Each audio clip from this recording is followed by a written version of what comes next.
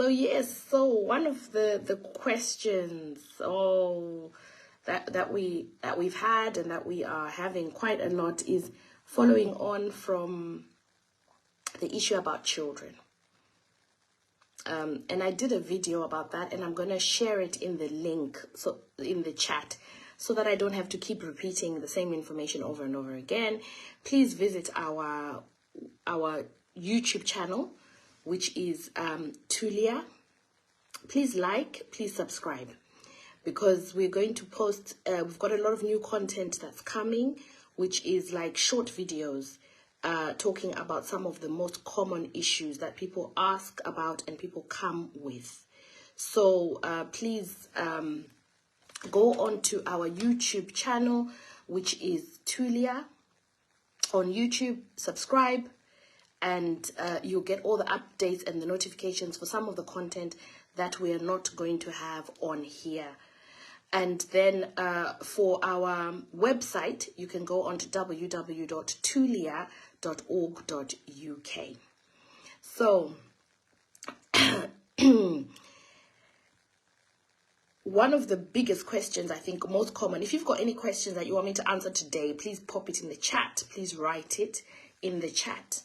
But like I said, many of the answers have already been answered, and they're on our website or on our YouTube channel.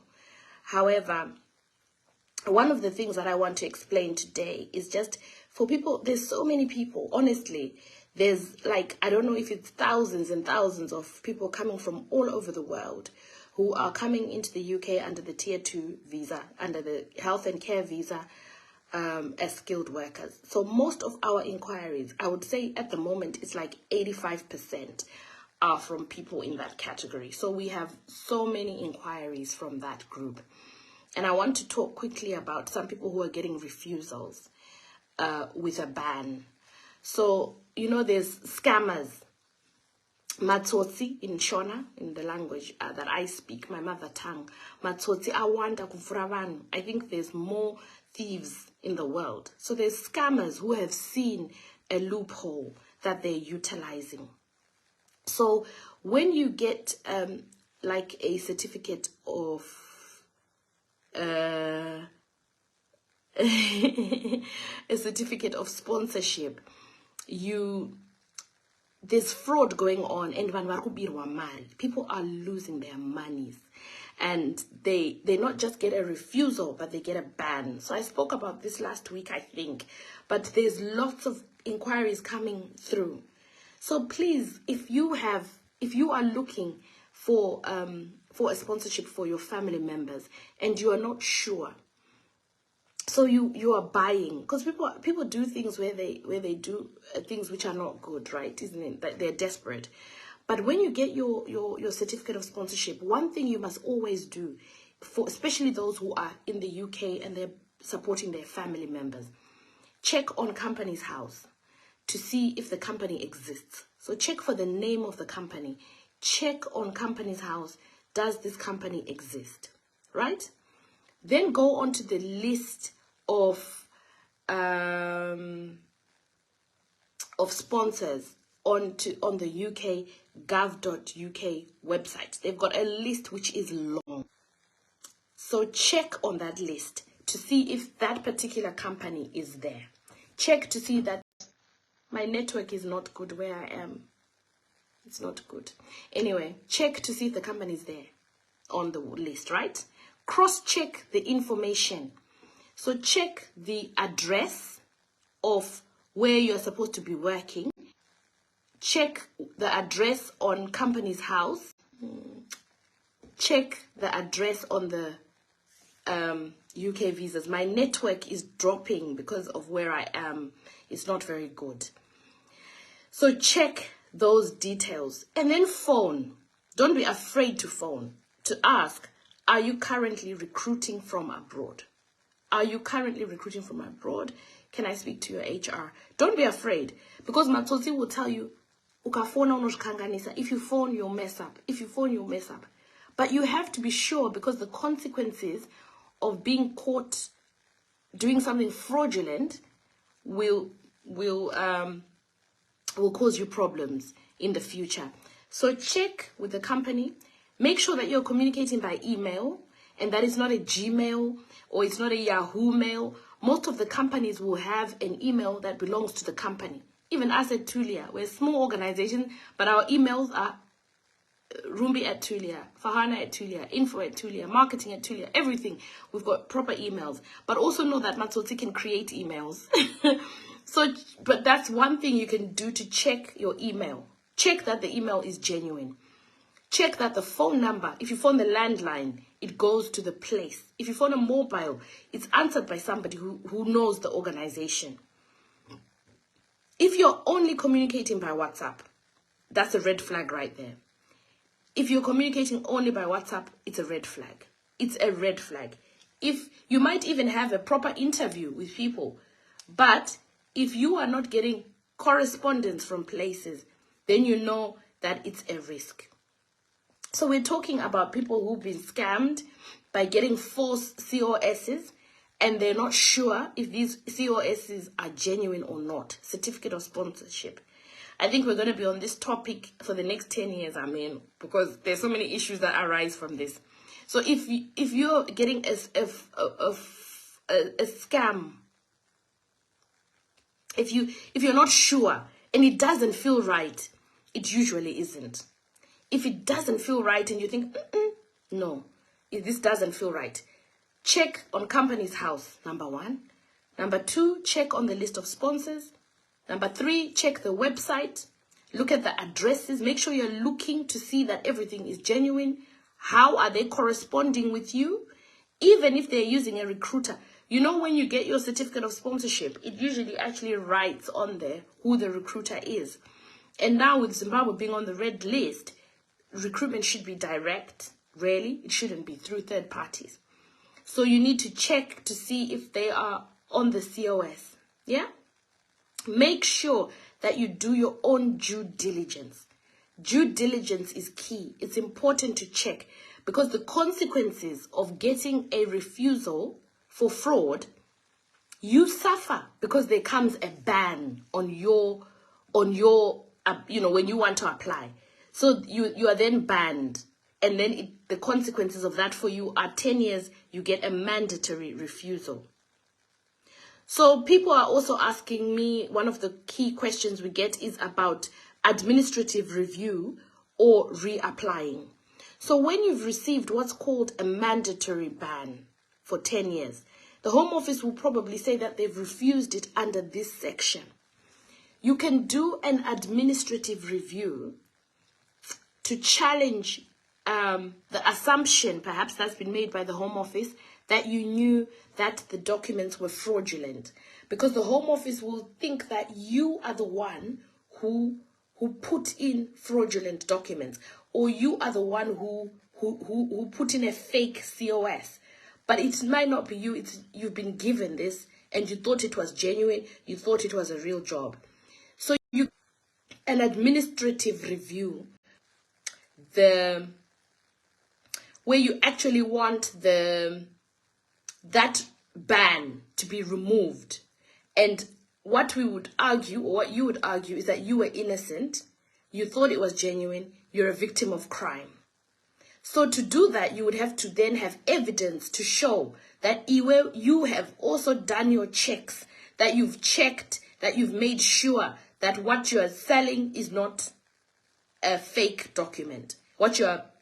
Why are you paying? What are you paying for? Have you been told that you're paying? Have you had an interview? Have you had an offer letter? So you are allowed to pay for some things like your accommodation, transport, all of these things you're allowed to. It's not illegal. But what you have to do is to make sure you know what you're paying for. So are the fees reasonable? And then check onto your documents that you have, all the evidence. Send that in with your administrative review to say, I got a document that was false. I thought it was genuine. So those are some of the things that you would need to. My network is so bad. Yeah.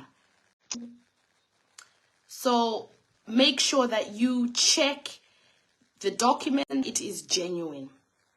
And when you do your admin review, you send that information with you to your in your administrative review to say that I thought this was genuine.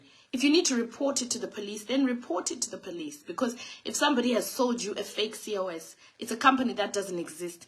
It's just a rogue person who doesn't even have an address. You don't know where they are. You have to notify the authorities that I bought this and I bought it, that I got a job offer and I got a certificate of sponsorship, but the Home Office have come back to me and said it's fake. Then you can do an admin review. The purpose of the admin review is not for you to get the visa, but it's to get the 10-year ban removed. I hope that makes sense. For those who are just joining us, I'm talking about some of the main issues that we've addressed this past week, and that has been people who are being given job offers and they are getting COSs which are fake. So don't buy, number one. Get a job offer and get a certificate of sponsorship, yeah? So don't buy, please. Because it's causing problems, because people are being refused and then they're being refused and then they're facing a ban. So how do we remedy that ban? We can remedy it by doing what's called an administrative review. But the administrative review is only to challenge the assumption that the Home Office has made, because the Home Office will have said you knew that the document you were getting was not genuine. But in most situations, people will be innocent. They'll be thinking that it's a genuine job offer. I'm only paying admin fees for transport, for training, for uniforms, for a phone, for a car. So they think that it is a genuine job offer. But it's only when the Home Office returns and says the COS was fake, you've been refused, and you faced a ban for 10 years. So you can challenge that ban by administrative review, but you need evidence to show that you have done your own due diligence. So before I talked about the things you should do, check that the organization is genuine. Check on their website, check on Companies House, check on the list for the sponsors for the UK government, do a random phone call check the address on their website, do your own thorough checks, phone and find out, are you currently recruiting? Who are your official recruiters? Explain that I've had a job offer and I just want to check. If it's a genuine company, no one will stop you from phoning to check. I want to check that everything is in order before I submit my visa, because I want to make sure. So make sure you communicate by email with a proper email address. If you're communicating only by WhatsApp, only by phone, it's most likely to be fraud. Because you cannot communicate with a company only by WhatsApp. They may say, do you prefer to communicate by WhatsApp? That's fine. But they also have genuine emails, which are secure for you to communicate with. Did you go through the process? Did you go through the application process? So make sure you have all of that. If you have got all that, then you can challenge the 10-year ban and have that removed. And then you have to now find a genuine sponsor and apply again if your administrative review is successful. So what the administrative review does not do is give you a new visa because you're innocent, or it doesn't override the initial refusal, because the refusal will still be a valid refusal. However, you will be able to reapply with a new sponsor. But if you just reapply with a new sponsor, you'll just get a mandatory refusal because you haven't had that ban removed. So we're talking about bans, and I'm keeping this short today because I'm away on half term with the kids, but I just thought I would come on. My children are not children anymore. Honestly, they're adults, 25, 19, and 17. How can I say kids? They're grown-up people. So yes, I'm away on half term with my with Mr. B and the children, but I thought I'll just come on for 20 minutes just to answer that issue around refusals with fake COSs. Please be careful out there. It's carnage. It's actually quite scary out there because it's stormy. There's too many people who are taking advantage of desperate and vulnerable people. Please be careful. Please share this video. If you have someone where you think it's not genuine, it probably isn't. If you've got a feeling, make sure you just do your checks. Do the checks yourself and make sure before you submit a visa, because it's so difficult to remove that ban. And honestly, it's heartbreaking for somebody who has come all that way and already invested so much time and effort into their migration. Stick to companies that are genuine, that you can track them, that you can see that they exist, and make sure you do your own due diligence checks. Please send us any questions that you have that you would like me to answer. Please send them to our marketing@tulia.org.uk. So marketing@tulia.org.uk. We'll put that in the chat. Send the questions there if you want us to answer them live, because then they can address and help more people. We are unable to respond to every question. Our inboxes, WhatsApp, emails are full. So we have a lot of demand for people who have a lot of questions, and people are looking for information and advice. Please visit our website, www.tulia.org.uk. Yeah. Wanaka, please send that link, the Google one, send it to us as well and put it on there so that other people can see. Let's share credible information. The opportunity for people to come to the UK as skilled workers is an amazing opportunity. I put on my post before that, is it a blessing or is it a curse? It is a blessing. That's my own thought. It's a blessing for the employers. It's for the blessing for the people who are coming. It's not a curse. It's a blessing. It's an open door. But it's just that whenever we have blessings, there come some people who want to also be crooks and criminals and tsotsis and take advantage of people. The process of settling is not easy. It's hard. It's a blessing in the end, but it's difficult to settle. So stick in there. It's never a curse. It's a blessing. And I think we'll be on this for years to come because there is so many different scenarios, facts, questions that are there that we need to address. So thank you for joining me this morning. My name is Rumbi Vunzawabaya from Tulia, and please visit our website, www.tulia.org.uk. We've got some historic videos where I'm answering a lot of questions.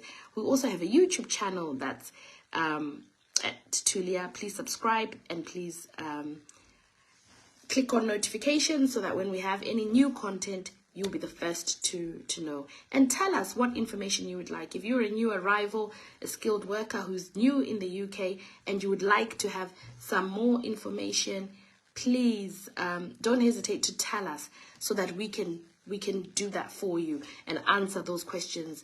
We're there for you. Thank you so much. Thank you. Have a wonderful day. Bye-bye.